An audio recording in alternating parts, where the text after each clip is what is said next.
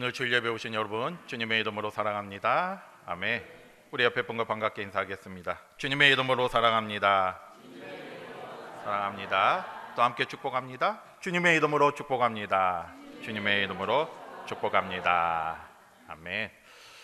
오늘 말씀은요, 사도 바울이 그 복음을 전하면서 일어났던 그 한 이야기를 가지고 말씀을 나누고자 합니다. 사도 바울이 예수님을 만난 후에요, 이제 여러 곳에 가서 복음을 전하라는 사명을 받았습니다. 그래서 바울은 평생 그 사명을 잘 감당했죠. 그래서 우리가 사도행전에 보면요, 이 사도 바울이 여러 곳에 가서 여러 번 전도 여행을 통해서 여러 지역에서 여러 도시에서 복음을 전하는 내용을 잘 볼 수 있습니다. 그런데 이 바울이 복음을 전하는 걸 보면요, 항상 이 바울의 복음을 듣고 두 가지 부류의 사람들이 있었습니다. 어떤 사람들이겠습니까? 한 부류의 사람들은요, 바울이 전하는 복음을 듣고 자신의 죄를 회개하며 그 복음의 의미를 깨닫고 예수님을 믿고 그리스도인이 되는 사람들이죠. 이들은 바울의 복음을 잘 받아들였고 그들과 함께 곳곳에 교회가 세워지고 또 믿음이 성장하게 되었습니다. 그러면 또 한 부류는 어떤 사람들이겠습니까? 그들의 반면에 아무리 바울이 복음을 전하고 이적을 행해도 그 복음을 받아들이지 않고 오히려 바울을 대적하고 핍박하던 사람들이 있었습니다. 이들은 오래전부터 가지고 있던 자신들의 어떤 가치관, 그리고 어떤 편견, 그리고 어떤 전통, 여기에 얽매여 있었어요. 그래서 이 바울이 전하는 복음을 받아들이지 못하고 계속해서 바울을 대적하기 시작합니다. 그러니까 똑같이 바울이 복음을 전해도요, 바로 이 어느 지역에서는 복음의 열매가 풍성하게 일어나게 되는 것이고요, 또 어느 지역에서는 그 열매가 그렇게 일어나지 않는 곳도 있게 된 것이죠. 그런데 여러분, 오늘 말씀에 보면요, 바로 이 바울의 복음의 열매가 풍성하게 맺어진 한 작은 도시의 얘기가 바로 오늘 본문 말씀입니다. 어느 도시입니까? 베레아죠. 베레아. 여러분, 이 베레아가요, 오늘도 그리스에 가면 베레아라는 도시가 있습니다. 제가 어떤 그 성지순례를 했던 분의, 저는 가보지는 못했고요, 성지순례를 했던 분의 글을 읽어보니까 이 베레아가요, 그리스도에 있는 작은 도시, 인구 한 5만 정도, 현재 인구 5만 정도 되는 도시인데, 그곳에 갔더니 이 교회의 비율이 엄청나게 많이 있었다고 합니다. 그분이 말하기를, 좀 과장해서 말하면 10집 건너 한 집이 교회라는 거예요. 그만큼 이 베레아라는 도시가 오늘날 많은 교회가 있고요, 또 지금도 많은 그리스도인들이 그곳에 있다고 합니다. 그래서 베레아의 별명이 뭔지 아십니까? 작은 예루살렘이다. 이 정도로 베레아가 오늘날 이렇게 많은 그리스도인들이 있고 복음의 도시가 되었습니다.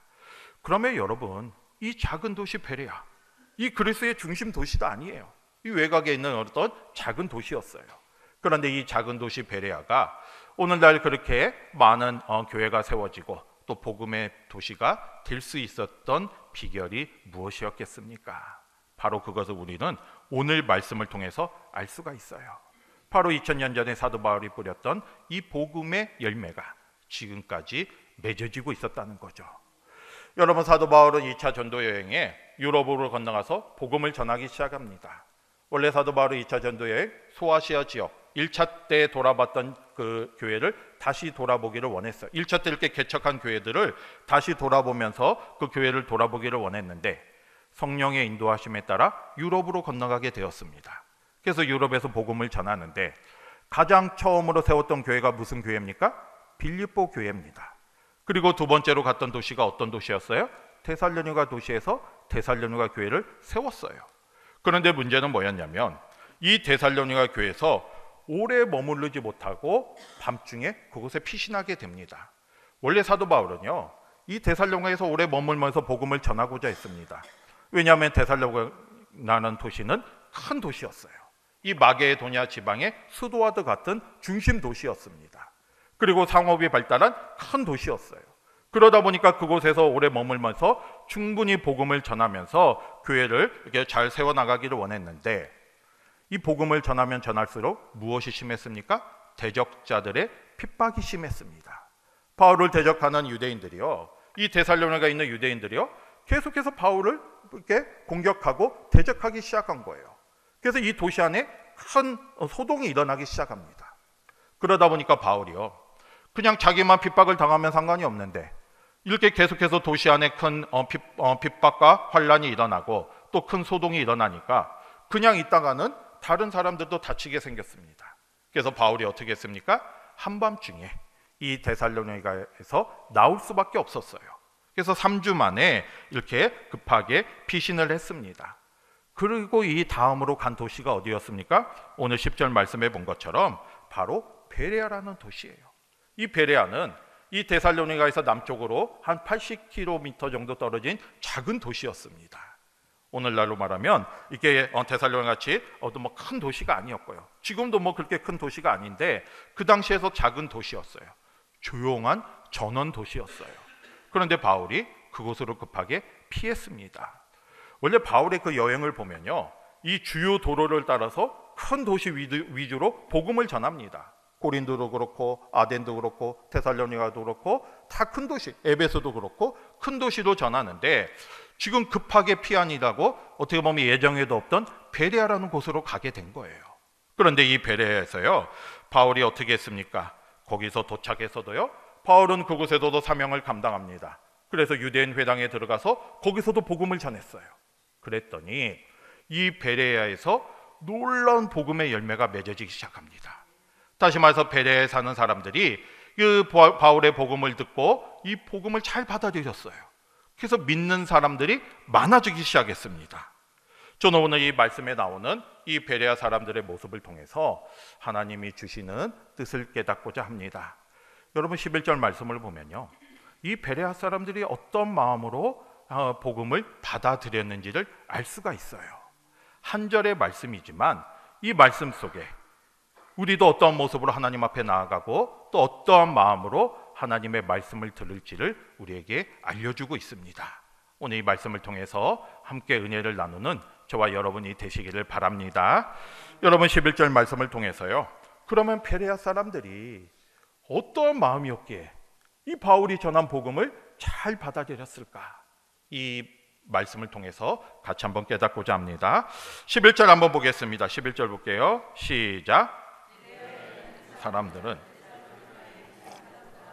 더 너그러워서 간절한 마음으로 말씀을 받고 이것이 그러한가 하여 날마다 성경을 상고함으로. 아멘. 여러분 11절 말씀을 보면요, 베레아 사람들이 이 말씀을 받는 세 가지 마음이 담겨 나와 있어요. 어떤 마음입니까? 처음에 뭐였어요? 너그러운 마음. 그 다음에 두 번째로 뭐였습니까? 간절한 마음이었습니다.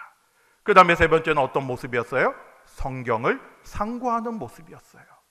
바로 이 세 가지 모습이 이 베레아 사람들에게 정말 이런 마음을 가지고 있었기 때문에 복음이 전해졌던 것이고요, 이들이 복음을 잘 받아서 놀라운 복음의 귀한 열매를 맺게 된 거죠.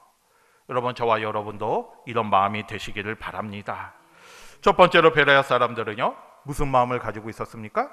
너그러운 마음이에요. 너그러운 마음. 여러분, 너그럽다는 말이 무슨 말이겠습니까? 이 너그럽다는 말을요, 이제 다른 영어나 원어로 보면 고상하다, 고귀하다, 이런 뜻을 가지고 있어요. 그런데 여러분, 이 너그럽다는 번역이 개역 한글판, 예전 성경에서는 뭐라고 번역되어 있는지 혹시 아십니까? 베레아 사람들이 어떻다고 번역되어 있어요? 신사적이다. 그러니까 예전 성경에 보면요, 베레아 사람들은 신사적이었다는 거예요. 그러면 이 너그럽다, 신사적이었다, 무슨 말이겠습니까? 이거는 베레아 사람들의 성품을 잘 이야기해 주고 있습니다. 다시 말해서 너그럽다, 신사적이라는 말은 어떻게 보면 이 자신의 감정에 대해서 그 감정에 따라 즉흥적으로 결정하지 않는다는 거예요.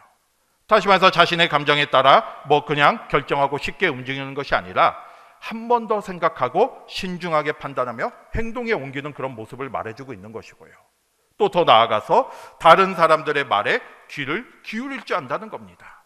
바로 그 마음이 너그러운 마음이잖아요. 누군가가 말을 할 때 자신의 생각만 고집하면서 이렇게 편협한 모습으로 나아가는 게 아니라 그 말을 들을 수가 있어요. 그 말을 듣고 받아들이면서 또 내 생각이 틀리면 바꿀 수가 있는 거죠. 한마디로 말해서 꽉 막혀있는 마음이 아니라는 겁니다. 여러분, 베레아 사람들이 이런 마음이 있었기에 바울이 지금 외지 사람이잖아요. 처음 본 사람이에요. 처음 본 외지 사람이 와서 복음을 전했을 때도 편견을 갖지 않고 그 복음을 잘 받아들일 수가 있었던 것이죠.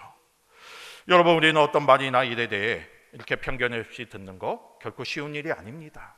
왜냐하면 내 생각이 딱 있기 때문에, 내 가치관이 딱 있기 때문에 내 생각과 맞지 않으면 처음부터 그거를 들으려 하지 않고 거부하기가 쉬워요. 더군다나 내가 경험이 많을수록, 내가 아는 것이 많을수록 더 그러기가 쉽습니다. 그냥 내 생각과 내 판단 그리고 내 감정으로 딱 짜여져 있는 거예요. 그래서 이 다른 사람들의 말을 들으려 하지 않고 그냥 내 생각대로 하는 경우가 너무나도 많이 있습니다. 여러분, 이렇게 요새 국회의원들 이렇게 청문회 하는 거 보면 그렇잖아요. 그냥 자기의 이야기만 주장해요. 남의 말을 들으려 하지 않아요. 그런 경우를 많이 보고 있습니다. 지금 직전에 있었던 데살로니가 교회, 그 데살로니가 교회 유대인들도 그랬잖아요. 이들도 바울이 복음을 전할 때 들으려 하지 않았어요. 이미 자신들의 어떤 전통과 편견에 사로잡혀 있어서 이 복음을 듣고 새롭게 배우려고 하지 않고 처음부터 거부하고 대적했습니다. 그러니까 데살로니가에서 이런 많은 소동이 일어나게 된 것이잖아요. 그런데 베레아 사람들은 그렇지 않았습니다. 이들은 성품이 너그러웠어요. 오늘 말씀처럼 이런 너그러운 마음이 있었기 때문에 이 복음을 받아들이고자 하는 유연한 마음을 가지고 있었고요. 그러하기에 이 바울이 복음을 전할 때 그거를 잘 받을 수가 있었습니다. 여러분, 이렇게 철가방, 이렇게 배달할 때 철로 된 가방을 사용하잖아요. 만약에 거기에 어떤 물건을 넣는다 생각해 보세요. 거기에 물건을 넣기 위해서는 딱 각이 진 정확하게 떨어지는 물건만 넣을 수가 있습니다. 그런데 우리가 만약에 철로 된 가방이 아니라 이렇게 천으로 된 이렇게 유연한 가방을 가지고 있다 생각해 보세요. 거기에는 어떤 규격에 상관없이 또 모양에 상관없이 더 많은 물건을 집어넣을 수가 있잖아요. 이게 베레아 사람들의 마음이 바로 그런 마음이었다는 거예요. 철로 된 가방처럼 딱 각이 져가지고 딱 그냥 자기의 마음이 정해져 있는 게 아니라 어떤 이 너그러운 마음을 통해서 이 어떻게 보면 유연한 마음을 가지고 신사적인 마음을 가지고 다른 사람들의 말을 들어주고 이해할 수 있는 그런 마음을 가지고 있었어요. 그렇기 때문에 바울이 전한 복음을 받아들일 수가 있었습니다. 여러분, 우리도 하나님의 말씀 앞에 이런 마음이 되시기를 바랍니다. 하나님의 일을 할 때도 이런 마음을 가지고 나아가시기를 바랍니다. 나의 고집과 나의 편견과 나의 생각으로 굳어져 있으면 그 말씀을 받을 수가 없어요. 이 말씀에 내 안에 들어올 공간이 없습니다. 하지만 우리 마음이 너그러운 마음이 되고 유연한 마음이 될 때 하나님의 말씀을 제대로 받아들일 수가 있는 것이고요. 그 말씀이 내 안에 살아 역사하게 되는 겁니다. 이 시간 우리의 마음을 돌아보면서 나는 어떤 마음으로 주님 앞에 나와 있는가? 나의 마음은 어떤 마음으로 내가 하나님의 말씀을 받고 있는가를 생각하면서 주님의 도우심으로 내 마음이 우리도 너그러운 마음이 돼서 하나님의 말씀을 잘 받아들일 수 있는 저와 여러분이 되시기를 바랍니다. 그 다음에 두 번째로요, 베레아 사람들은 어떤 마음으로 말씀을 받았습니까? 간절한 마음이에요. 간절한 마음. 여러분, 간절한 마음은 어떤 마음입니까? 무언가를 얻기를 진심으로 소망하는 마음이잖아요. 여러분, 마트에 가면요, 이 장난감 코너 옆에 가면 막 아이들이 엄마에게 저 장난감 사달라고 떼쓰는 경우를 종종 보게 됩니다. 왜 그렇습니까? 이 장난감을 갖고 싶은 마음이 있기 때문이잖아요. 간절한 마음이 있기 때문에 그거를 사달라 이렇게 매달리는 경우를 보게 됩니다. 우리도 마찬가지예요. 나도 우리 하나님 앞에 정말 내가 이 말씀을 통해서 이 말씀을 알고 깨닫기를 원하는 간절한 마음이 있어야 돼요. 그런데 베레아 사람들은 이 간절한 마음이 있었습니다. 다시 말해서 이 진리가 무엇인지를 알고자 하는 마음, 영원한 생명을 살 때 어떻게 하면 살 수 있는가, 구원을 받는 길이 무엇인가, 하나님이 어떤 분이신가, 이런 거에 대해서 늘 간절한 그런 갈급함이 있었어요. 간절한 마음이 있었어요.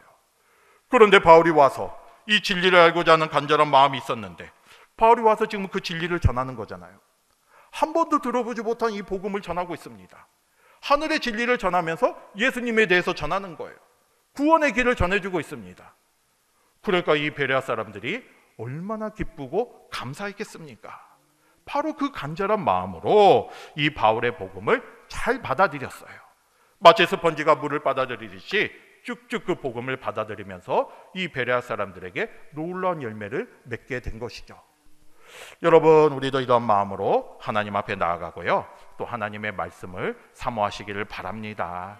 시편 42편 1절 말씀을 보면요, 사슴이 무엇을 찾기에 갈급한 같이 하나님을 찾는다고 했습니까? 시냇물을 찾기에 갈급한 같이. 여러분, 사슴은요 열이 많은 짐승이에요. 그렇기 때문에 갈증을 자주 느껴요. 그런데 이 갈증을 느낄 때, 열이 많다 보니까 갈증을 자주 느끼는데, 그때 만약에 물을 먹지 않으면 그 열이 내려가지 않아서 살기에 힘들다고 합니다. 이게 계속해서 물을 먹음으로써 그 열을 식혀줘야 돼요. 그러니까 사슴에게 있어서 물은 곧 생명과도 같은 거예요. 그런데 사슴이 막 열이 나서 이렇게 될 때, 갈증이 날 때 시냇물이 없으면 어떻게 되겠습니까? 죽을 수밖에 없잖아요. 그래서 사슴이 시냇물을 찾기에 갈급한 같이 바로 그런 마음으로, 간절한 마음으로 하나님을 찾는다 고백하는 거죠. 그런데 베레아 사람들이 바로 그런 갈급함, 간절한 마음으로 진리를 찾았어요. 하나님이 누구시고 우리가 어떻게 하면 구원을 받을까 늘 갈급함이 있었는데, 바로 그런 갈급함 속에서 바울의 복음을 간절한 마음으로 받아들였습니다. 여러분, 우리도 하나님 앞에, 또 하나님의 말씀 앞에 이러한 모습으로 나아가시기를 바랍니다. 이 시간 중에 우리가 하나님의 말씀을 듣기 위해서 이 자리에 앉아 계시잖아요. 우리가 예배를 통해서 지금 말씀 앞에 나왔습니다. 그러면 우리는 지금 어떤 마음으로 주님 앞에 나오셨습니까?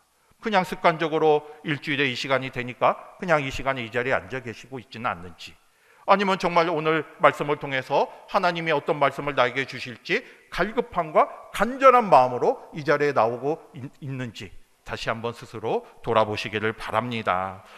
이 갈급함이 있을 때, 간절한 마음이 있을 때 그 마음이 나에게 살아 역사하는 말씀이 되는 거예요. 그 말씀이 나에게 들어와서 나의 마음 속에 역사가 일어나고 또 나에게 주시는 하나님의 말씀이 되는 겁니다. 베레아 사람들은 간절함이 있었어요.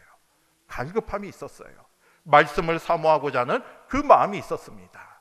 그 마음 속에 놀라운 역사가 일어나게 된 것이죠. 저와 여러분 모두도요, 진리에 대한 갈망, 이게 무엇이 옳은가? 내가 어떻게 살아가야 하는가? 하나님의 뜻이 무엇인가? 이거에 대한 갈급함이 있기를 바랍니다. 이런 간절한 마음이 있을 때 내가 더 말씀을 사모하게 되는 것이고요, 또 나에게 주어지는 말씀 속에 하나님의 놀라운 역사가 일어나게 될 줄로 믿습니다. 날마다 간절한 마음으로 말씀을 사모하며 나아가는 저와 여러분이 되시기를 바랍니다. 그 다음에 세 번째로요, 이 베레아 사람들, 이 하나님의 말씀을 받아들이는 또 하나의 아주 중요한 태도가 있었어요. 어떤 모습이었습니까? 11절 마지막에 뭐라고 했습니까? 날마다 성경을 상고하였다. 상고하였다는 거는요, 그냥 아무 생각 없이 받아들이는 게 아니라 그것을 검토하고 또 한 번 더 생각한다는 거예요. 이게 이 원어로 보면요, 여러분 이렇게 채를 가지고 곡식을 터는 경우가 있잖아요. 왜 곡식을 텁니까? 알곡과 쭉정이를 갈라내는 거예요. 이게 곡식은 남고 이 가라지는 다 흩어지잖아요. 바로 그런 모습처럼 이 상고하다는 바로 이 어떤 거를 집중적으로 연구하고 한 번 더 생각함으로써 진리를 찾는 거예요. 옳은 것을 발견하는 겁니다. 그런데 베레아 사람들이요, 바로 날마다 성경을 상고했어요. 다시 말해서 바울이 전한 복음을 아무 생각 없이 받아들이지 않고 그걸 한 번 더 생각해요. 이 말씀을 더 깊이 생각하고 묵상하면서, 그리고 성경과 비교하면서, 이들은 성경을 잘 알고 있었습니다. 구약 성경을 잘 알고 있었어요. 과연 바울이 전한 복음이 성경에 맞는지, 바울이 전한 예수님이 성경에서 예언한 메시아가 맞는지를 생각했다는 거예요. 아무 생각 없이 복음을 받지 않고 한 번 더 생각하면서 묵상하면서 그 말씀을 이해하고 받아들였습니다. 여러분, 우리도 이런 모습이 되시기를 바랍니다. 우리가 지금 말씀의 홍수 속에 살고 있잖아요. 뭐 주일에 나오면 뭐 저를 통해서 말씀이 전해지기도 하지만, 아마 돌아가면서 라디오만 켜면 기독교 방송에서 말씀이 전해지기도 합니다. 집에서 텔레비를 켜면 또 여러 가지 기독교 방송을 통해서 많은 말씀이 우리에게 전해지고 있어요. 이 말씀의 호수 속에서 우리는 그 말씀들을 어떻게 받고 있습니까? 아무 생각 없이 받으면요, 그냥 그 말씀들은 한쪽 귀로 들어와서 그냥 한쪽 귀로 나가게 되는 거예요. 그러면 내 안에 역사할 수가 없잖아요. 내가 그냥 말씀을 흘려들으면 내 안에 아무런 감흥이 없고 또 아무런 역사가 일어나지 않아요. 우리는 말씀을 우리가 이렇게 스스로 상고할 때, 다시 말해서 말씀을 연구하고 말씀을 공부하고 말씀을 묵상할 때 이 말씀이 나의 말씀이 되는 것이고요, 또 그런 말씀이 내 안에 들어올 때 내 믿음이 성장하게 되는 겁니다. 우리가 오랫동안 예수님을 믿고 오랫동안 교회를 다닌다 할지라도 아무런 변화가 일어나지 않는 이유는 이 말씀이 그냥 내가 수없이 말씀을 들어도 이게 내 안에 들어오지 않기 때문이죠. 상고하지 않기 때문이에요. 한 번 더 연구하고 더 묵상하며 나아가는데 그렇지 않기 때문에 이 말씀의 열매가 맺어지지 않는 거죠. 여러분, 하나님의 말씀을 제대로 깨닫지 못하면요, 맹목적인 믿음, 다시 말해서 이 진리가 아니라 그냥 다른 모습으로 믿는 그런 믿음이 되거나, 아니면 아예 자라지도 않는 길가나 돌밭에 뿌려진 그런 믿음처럼 자라지 못하는 믿음이 되고 마는 거예요. 여러분, 우리가 믿는다고 하지만, 우리가 지금 다 믿는다고 고백할 거예요. 그러면 우리가 누구를 믿고 왜 믿고 무엇을 믿고, 또 우리가 믿는다고 하면 어떻게 믿고 어떤 삶을 살아야 하는지를 제대로 알아야 하잖아요. 내가 말씀으로 그냥 믿는다고는 하지만 무엇을 믿는지도 모르고, 또 어떻게 믿어야 하는지도 모르고, 또 우리가 믿는다고 하는데 어떤 삶을 살아야 하는지도 전혀 모른다면 이거는, 그 믿음은 우리가 제대로 된 신앙이 될 수가 없고요, 허공을 치는 신앙이 될 수밖에 없어요. 열매를 맺는 신앙이 아니라 그냥 흐트러져 버리는 신앙이 될 수밖에 없습니다. 저와 여러분은 말씀을 상고하며 더 말씀을 가까이 하는 저와 여러분이 되시기를 바랍니다. 제가 어떤 목사님의 책에서 읽은 이야기인데요, 예전에도 한번 말씀을 드린 적이 있을 것 같아요. 이 목사님이 어느 날 시골 교회 담임으로, 어느 이제 때 담임으로 청빙을 받아서 이제 그곳에서 이제 목회를 시작했습니다. 그러다 이제 신방을 하게 되잖아요. 그래서 이제 어느 교인 가정에 들어가서 이제 신방을 하는데, 어르신이에요, 어르신. 근데 이 어르신은요, 이 교회에서 설교할 때마다 늘 말씀을 잘 받아요. 이게 말씀을 딱 설교하면 딱 눈에 띌 정도로 아멘 아멘 하면서, 큰 소리로 아멘 하면서 고개를 끄덕이면서 말씀을 너무나 잘 받는 분이었습니다. 그래서 이제 그 어르신 집에 신방을 가게 되었어요. 그래서 이제 말씀을 전하면서 이제 그냥 이렇게 혹시나 하고 질문을 했어요. 예수님이 누구라 생각하십니까? 예수님이 어떤 분이십니까? 예수님을 왜 믿습니까? 이렇게 이제 질문을 하니까 이 어르신이 그냥 아멘 하고 대답을 하더랍니다. 그래서 뭔가 좀 이상하다, 질문을 잘못했나 하면서, 어르신, 만약에 이 어르신이 다른 옆에 가면 다 이제 믿지 않는 사람을 만날 텐데, 만약에 그 사람을 만날 때 예수님에 대해서 전해야 하지 않습니까? 그러면 예수님을 누구라고 전하고 또 예수님이 어떤 분이시라고 하시겠습니까? 이렇게 질문을 했어요. 그랬더니 그 어르신이 뭐라고 했습니까? 난 그런 거 몰라요. 예전에 계시던 목사님이 그냥 모르면 무조건 아멘 아멘 하라고 해서 아멘만 하고 있습니다라고 대답했다고 합니다. 여러분, 우리가 그렇게 물론 뭐 아멘 하면서 그렇게라도 교회 나오시면 감사한 일이지만 그런 믿음이 아니라, 우리가 정말 이 말씀이 나의 말씀이 되고요, 우리가 이 말씀을 통해서 그걸 잘 이해를 해야죠. 하나님이 누구시고 예수님이 어떤 분이시고 내가 예수님을 믿는다면 어떤 모습으로 살아가야 하는지를 깨달아야죠. 저와 여러분이 이런 믿음이 되시기를 바랍니다. 오늘 베레아 사람들처럼 우리도 성경을 깊이 상고하고, 뭐 기회가 있으면 성경도 연구하고, 또 같이 성경 같이 공부하면서 이 예수님의 말씀이 깨달아져야 돼요. 그냥 한쪽 귀로 들어와서 한쪽 귀로 흘러가는 몸이 아니라 이해가 돼야 돼요. 이해가 되고 내가 깨달아질 때 이 말씀이 내 안에 다가오면서 믿음의 뿌리가 내려지고, 그럴 때 어떤 상황에서도 흔들리지 않는 믿음이 되는 것이고요, 또 그 말씀이 나의 삶을 변화시킬 수가 있습니다. 그 말씀이 내 안에 역사하면 내가 변하게 되는 거잖아요. 저와 여러분이 그런 삶이 되시기를 바랍니다.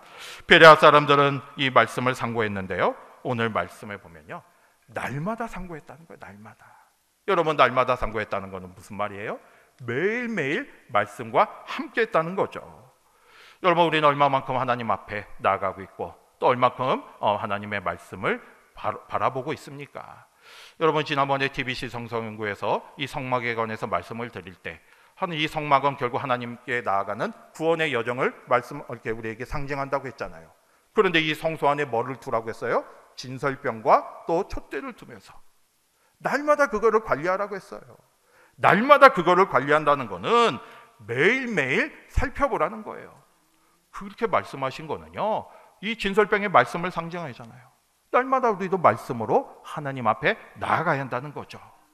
여러분, 우리는 얼마만큼 말씀을 통해 주님 앞에 나아가고 있습니까?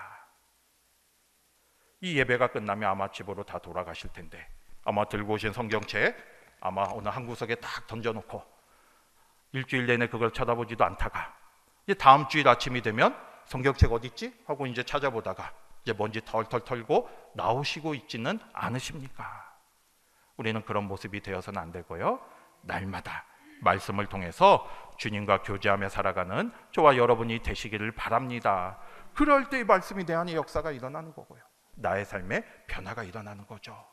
여러분, 베레아 사람들은 이렇게 너그러운 마음과 간절한 마음, 그리고 날마다 말씀을 상고하는 마음으로 이 말씀을 받아들였어요. 그러니까 어떻게 되겠습니까? 열매가 안 일어날 수가 없잖아요. 이런 마음으로 말씀을 받으니까 놀라운 열매가 일어나게 된 겁니다. 어떤 일이 일어났습니까? 12절 같이 보겠습니다. 12절 볼게요. 시작. 그 중에 믿는 사람이 많고 남자가 적지 아니하나. 믿는 사람들이 많아지기 시작했어요. 유대인들 중에는 당연히 믿는 사람들이 많아졌고요, 더 나아가서 누구까지 믿었다는 거예요? 헬라인들, 그 도시 안에 있는 헬라인들, 귀부인들, 남자들, 많은 사람들이 예수님을 믿고 변하게 되었습니다. 이들의 믿음은요, 단순한 믿음이 아니었어요. 왜냐하면 스스로 성경을 상고했기 때문에 이 말씀을 완전히 이해하며 주님을 영접한 거예요.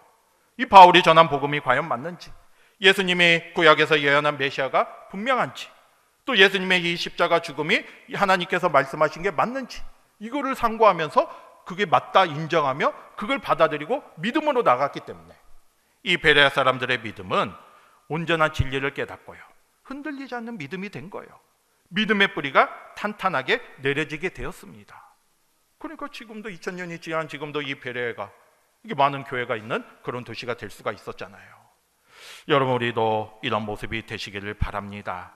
바울이 전한 복음을 너그럽고 간절한 마음으로, 그리고 또 성경을 상고하는 그 마음으로 복음을 받아들였을 때 베레아 사람들이 놀랍게 변화받은 것처럼 우리도 주님의 말씀을 온전히 사모하는 마음으로 받아들이시기를 바랍니다. 이렇게 베레아 사람들이 온전히 받아들였을 때요, 이 믿음은 위기와 핍박 속에서 빛을 발하게 돼요.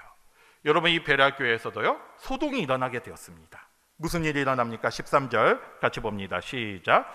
데살로니가에 있는 유대인들은 바울이 하나님의 말씀을 베레아에서도 전하는 줄 알고 거기도 가서 무리를 움직여 소동하게 하거늘. 어떤 일이 있었어요? 이 데살로니가에서 바울을 대적하는 유대인들이요, 어디까지 쫓아왔습니까? 베레아까지 쫓아왔어요. 데살로니가에서 베레아는요, 한 80km 정도 떨어졌습니다. 물론 지금이야 뭐 차 타면 1시간 정도면 가겠지만 이 당시는 그런 시대가 아니잖아요. 사흘길이나 걸리는 거리인데 이 정도로 이 데살로니가에 있는 유대인들이 이 바울이 베레아에서 복음을 전하면서 믿는 사람들이 많아진다고 이렇게 소식을 들으니까 거기까지 쫓아온 거예요. 거기까지 쫓아와서 방해하고 대적하고 핍박합니다. 이 말씀을 보면 소동하게 하거나, 이게 이 데살로니가에서 일어났던 이 소동을 다시 일으키기 시작한 거예요. 그만큼 바울이 복음에 대한 열정도 대단했지만 이 믿지 않는 사람들, 유대인들도 복음을 방해하고자 하는 열정도 참 대단한 것 같아요. 이만큼 와서 방해한 거예요. 그런데 이런 소동 속에 베레아 사람들이 어떻게 했습니까? 여기에 동요하지 않았어요. 워낙 이 믿음이 탄탄하니까. 여기에 막 소동이 일으켜도 여기서 동요하거나 당황하지 않고 지혜롭게 이 일을 처리하기 시작합니다. 어떻게 했습니까? 14절 15절 볼게요. 시작. 형제들이 곧 바울을 내보내어 바다까지 가게 하되 실라와 디모데는 아직 거기 머물더라. 바울을 인도하는 사람들이 그를 데리고 아덴까지 이르러 실라와 디모데를 자기에게로 속히 오게 하라는 명령을 받고 떠나노라. 아멘. 어떻게 했습니까? 이 베레아 안에 소동이 일어나니까 이들은 뭐 당황하거나 막 동요하지 않고요, 지혜롭게 일을 처리했어요. 그래서 지금 바울을요, 일단 피신을 시켜야죠. 왜냐하면 이 데살로니가 마찬가지로 바울이 계속 거기 있으면 소동은 점점 커지게 돼 있습니다. 그러니까 이제 바울을 일단은 피신을 시키는데 바로 이 바닷길로 해가지고 아덴으로 이렇게 사람들과 함께 보냅니다. 그리고 이 베레아라는 도시에는 누구를 남겨놨어요? 실라와 디모데를 남겨놓음으로써 이 베레아에 있는 교회가 계속적으로 성장할 수 있도록 보살피도록 했어요. 이게 다 이렇게 지혜롭게 일을 처리함으로써 이 바울에게도 아무런 일이 없고 또 베레아도 계속 믿음으로 성장할 수 있도록 이렇게 지혜롭게 했습니다. 이거는 이 베레아 사람들이 믿음이 있었기 때문에, 온전한 믿음이 있었기 때문에 흔들리지 않고 동요하지 않고 이렇게 한 것이잖아요. 여러분, 우리는 오늘 말씀을 통해서 이 베레아 사람들이 어떻게 복음을 받아들였는지 우리가 살펴봤습니다. 너그럽고 간절한 마음이 있었어요. 그리고 성경을 상고하는 마음이 있었습니다. 그러니까 이 베레아에 이렇게 믿는 사람들이 많아진 거죠. 마치 예수님께서 씨 뿌리는 비유에서 말씀하신 것처럼 이 베레아 사람들이 어떤 마음을 가지고 있었어요? 좋은 땅, 이 좋은 마음밭이 있었기 때문에 그 마음 속에 30배, 60배, 100배의 열매, 그 이상의 열매를 맺어지게 된 겁니다. 여러분, 바울은요 가는 곳마다 열정을 가지고 복음을 전했어요. 그런데 이 복음의 열매가 어떤 곳에는 잘 났고 어떤 곳에는 나지 않은 이유가 무엇이겠습니까? 물론 여러 가지 이유가 있지만 바울의 열정도 중요했지만 그 복음을 듣는 자의 마음도 중요했음을 알 수가 있어요. 데살로니가 교회 유대인들은 편견과 전통에 사로잡혀 복음을 듣지 않았기 때문에 아무런 열매를 맺지 않았지만 이 베레아에 있는 유대인들, 그리고 더 나아가 헬라인들은 그 마음밭이 좋았기 때문에, 그 복음을 받고자 하는 마음이 있었기 때문에 놀라운 열매를 맺게 되었습니다. 여러분, 우리도 이 시간 우리의 마음을 돌아보시기를 바랍니다. 우리도 하나님의 말씀을 받을 때 나는 과연 어떤 마음으로 주님 앞에 나와 있는지 다시 한번 생각하시면서 오늘 말씀처럼 우리도 너그러운 마음과 또 하나님의 말씀을 사모하는 간절한 마음, 그리고 이 말씀을 깊이 묵상하며 나아가는 성경을 상고하는 그런 마음으로 주님 앞에 나오신다면 당연히 우리의 삶 속에서도 하나님의 놀라운 열매가 맺어지게 되는 거예요. 복음의 열매를 맺어지면서 우리 삶 속에서도 하나님의 놀라운 은혜가 끊이지 않고 또 귀한 열매를 맺을 줄 믿습니다. 그런 열매를 맺으며 살아가는 저와 여러분이 되시기를 주님의 이름으로 축복합니다. 아멘. 마지막으로 11절, 오늘 우리에게 주시는 말씀, 이 11절을 같이 보면서 말씀을 마치고자 합니다. 11절 보겠습니다. 시작. 베레아에 있는 사람들은 데살로니가에 있는 사람들보다 더 너그러워서 간절한 마음으로 말씀을 받고 이것이 그러한가 하여 날마다 성경을 상고함으로. 아멘. 기도하겠습니다.